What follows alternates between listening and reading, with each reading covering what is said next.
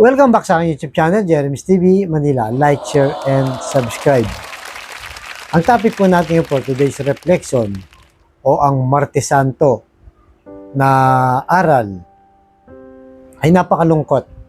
Dahil ito yung araw na ito yung araw na pagtataksilan ng ating Panginoon Jesus. Ang eksena po dito, no, ayon kay San Juan, ito na yung Last Supper, no, kung saan nagkakatipon-tipon ng lahat ng mga apostol. At ang sabi ng Panginoon, meron dito isa sa inyo ang magtataksil sa akin. Siyempre, no, sa isang kwarto lang sila. At hindi naman sila ganun karami, kukunti lang sila. Nagtingi na ng lahat. Sino kaya tinutukoy ng ating Panginoon Jesus? Siyempre parang hindi nila matanggap, no, even yung mga kasama nilang mga apostol na merong magtataksil sa kanila. Kaya nung tinanong siya, sino po? Kaya ang sagot ng ating Panginoong Hesus, ayon kay Juan, siya ang taong aabutan ko ng tinapay na aking isinawsaw. Sagot ni Jesus. Nagsawsaw nga siya ng tinapay at ibinigay iyon kay Judas, na anak ni Simon Iscariote. Nang matanggap ni Judas ang tinapay, pumasok na sa kanya si Satanas. So yun po, no, malinaw po, kaya malungkot. Parang hindi talaga tanggap na merong isa sa kanila ang magtataksil. Bukod kay Judas, no, isa pang alagad sa kanya ay magtataksil. Alam naman po natin itong si Pedro, no, na kung saan ay talagang kasamang matagal. Kagaya ni Judas Iscariote, no. So, mahirap po, no, kahit sa tayong mga tao ang mapagtaksilan o maloko ng kahit na sino man. Minsan na nangyayari po yan. Kahit ayaw po natin, depende, no, sa taong mga nakakasama natin o nakakasalamuhan natin. Pero alam niyo po na despite na itong si Judas ay nagtaksil sa ating Panginoong Hesus, positive pa rin siya. Pagkatapos kasi niya, nung sinabi niya na sa ngayon, no, pagkatapos sumawsaw, umalis na itong si Judas, sabi ng Panginoong Hesus, sa ngayon, natupad na luwalhatihan ng anak at luluwalhatihan ang ama.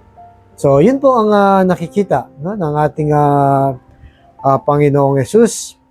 Kumbaga, something positive siya sa kabila ng ang susunod na mangyayari ay alam natin ay huhulihin na po siya. Kaya parang tayo, di ba? Pag may inaharap po tayong problema, tinitignan pa ba natin to bilang isang positive? Lalo na, sinabi sa'yo ng doktor, kagaya na lagi natin pinagdarasal dito, may cancer ka na or tinaningan na ang iyong buhay. At nakikita mo, no, okay, yung kamag-anak mo, kapatid mo na sumisigaw sa sobrang sakit. Makakapag-isip ka pa ba ng positive o baka naman, no, sisihin mo na si Lord dahil sa hindi mo maintindihan ang nangyayari sa iyong buhay. Pero minsan, no, hindi naman po natin yan na pinagdarasal na yung mga pasakit natin, mga problema, yan pa yun na nagbibigay sa atin ng kalakasan. Di ba? Kasi pagka ikaw ay nasa matinding pagsubok, yun na nga, may sakit ka, bankrupt ka, no? Wala ka ng matakbuhan. Panay po ang dasal mo, di ba? Humingi ka ng dasal, Lord. Samba ako nagtulang, Lord. Tulungan niyo po ako. Wala na pong tumutulong sa akin. Ikaw na lang ang maasahan ko. Kumbaga, lalo pang lumalalim ang ating pananampalataya. Pero siyempre, mas maganda po, no, mga kapatid natin sa pananampalataya. Mas maganda po na hindi mo na kailangan magkasakit pa, no, para maging malalim yung pananampalataya mo. Ngayon pa lang po, kagaya natin na malakas tayo, no? Pagdating ng linggo, magsimba tayo. Sa umaga, magdasal. Sa gabi, magdasal. Kagaya po ng ginagawa ko, magsishare po tayo ng mga Bible verse sa Facebook, Instagram, o kung ano mang active ka na social media platform. No? Isang paraan po yan para lumalim po ang ating pananampalataya, no? Sa ating buhay. At siyempre yung pagtitiwala natin, yung trust natin kay Lord, wag na wag po natin kalimutan dahil siya lang po talaga ang makakatulong sa atin. Iwanan man ng lahat, kagaya nangyari, di ba? Sa ating Panginoong Yesus, nangyari na nga sa Kanya. Iniwan siya ng lahat. Lalo na nung ipako siya sa krus, no?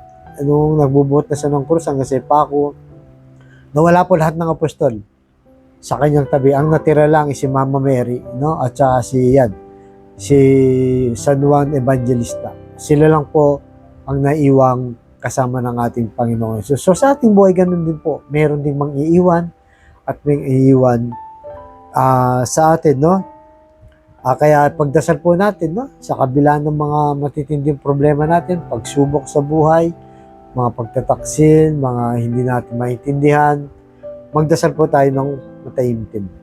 Kaya dahil doon po tayo lumalakas, humuhugot, no? Nagiging matatag tayo, napagtitibay ang ating pananampalataya sa Diyos.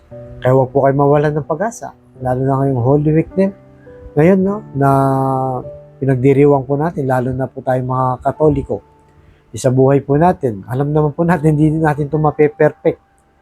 No, wala po ni isang perfecto sa atin, lahat po tayo makasalanan. Pero sikapin po natin na majority ng ating ginagawa ay para sa kabutihan. So, sa kapatid nating nanonood sa aking vlog, na may problema sa pamilya, sa kalusugan at pinansyal, sabihin mo ako sa napakasimpleng dasal na kung kayo maniwala at magtiwala sa ating Panginoong Yesus, ay tsak yung pagkakalob sa iyo sa tamang panahon. Sa tayo manalangin, Lord, bless niyo po ang kapatid namin nanonood sa aking vlog na may problema sa kalusugan.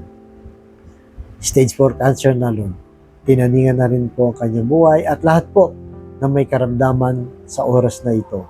Lalo na po, yung tita namin, si Tita Mila, loobin niyo po na gumaling na agad, lumakas ulit, para makapili na namin at makasama na po namin siya. At bigyan niyo pong kalakasan ng kanyang asawa namin, Tito Rolly, na sa ganitong sitwasyon ay siya ang dapat maging mas malakas para gabayan at laging samahan ng aming Tita Mila. I-bless niyo po sila, Lord. Samahan niyo po, gabayan niyo po, ingatan niyo po sila.